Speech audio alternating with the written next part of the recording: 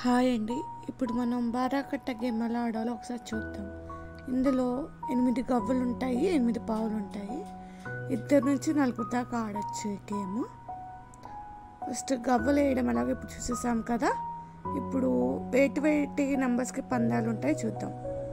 8కి, 6కి, 4కి, 1 పడితే అది దోయం కింద వస్తుంది. దోయం అంటే 11, దోయంకి 16కి వీటికి పందాలు ఉంటాయి. అంటే మళ్ళీ వేయచ్చు అనమాట అవి పడితే. నెక్స్ట్ ఒక్కొక్క కాయిన్ వేసిన దానికి ఒక మూవ్ అవుతూ ఉంటాయండి. దాన్ని బట్టి ఫస్ట్ రౌండ్ అయ్యాక నెక్స్ట్ లోపల దానికి వెళ్ళాలి. ముందు లోపల దానికి వెళ్ళాలంటే ముందు చంపుడు సిక్కాలండి. చంపుడు సిక్కాలంటే ఎదుటి వాళ్ళది ఏదో కాయిన్ చంపితే కానీ మనం లోపలికి వెళ్ళలేము. అలా లోపలికి వెళ్ళాక ఫస్ట్ ఇక్కడ ఆ స్క్వేర్లో అన్నీ మనం ఒక జువా ఫామ్ చేసుకోవాలి ఒక్కొక్క కాయిన్తో. జువా అంటే పెద్ద జువా అంటే 4 కాయిన్స్ ఉంటాయండి. చిన్న జువాకి 2 కాయిన్స్. అలా జువా ఫామ్ అయ్యాక 4 ఒకేసారి కదులుతాయి. సో ఇప్పుడు మనం జువా ఫామ్ చేస్తాం కదా. ఆ తర్వాత జువా ఎప్పుడెప్పుడు కదులుతుంది అని అంటే పందెం పడితే, అంటే 4కి, 8కి, 2 6లకి, 16కి జువా కదులుతుందండి. 4కేమో 1 గడి, 8కి 2 గళ్ళు, 2 6లు అంటే 12 కదండి. సో 3 గళ్ళు, 16కి 4 గళ్ళు. అలా ఆ గళ్ళకి మూవ్ అవుతూ ఉంటాయి. అలా పెద్ద జువా పంట అయిపోతుంది. ఈ లోపే మనం చిన్న జువా ఫామ్ చేసేసుకోవచ్చు. చిన్న జువా కూడా పెద్ద జువాతో పాటు కదులుతుంది. కాకపోతే పెద్ద జువా పంట అవ్వకుండా చిన్న జువా పంట అవ్వదు, దాన్ని దాటి వెళ్తాం.